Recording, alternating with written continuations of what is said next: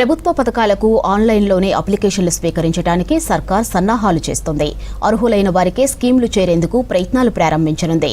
అనర్హులను online స్టేజీలోనే ఏరవేయడానికి artificial ఇంటెలిజెన్స్ను ఉపయోగించనుంది. ఇక పథకాలను పారదర్శకంగా అమలు చేయటమే తమ లక్ష్యమంటోంది ప్రభుత్వం. రాష్ట్రంలో సంక్షేమ పథకాల అమలు ఇక డిజిటలైజ్ కానుంది. దశాబ్దాలుగా కొనసాగుతున్న పేపర్ దరఖాస్తులకు ప్రభుత్వం ఫుల్ స్టాప్ పెట్టనుంది. లబ్ధిదారులు చేతిలో కాగితాలు పట్టుకుని ఆఫీసుల చుట్టూ తిరిగే అవస్థలు లేకుండా పారదర్శకమైన ఆన్లైన్ విధానాన్ని తీసుకురావాలని నిర్ణయించింది. ఇకపై ఏ చిన్న స్కీమ్ అయినా పేపర్ దరఖాస్తులు తీసుకోవద్దని, అన్నింటినీ డిజిటలైజ్ చేయాలని భావిస్తోంది.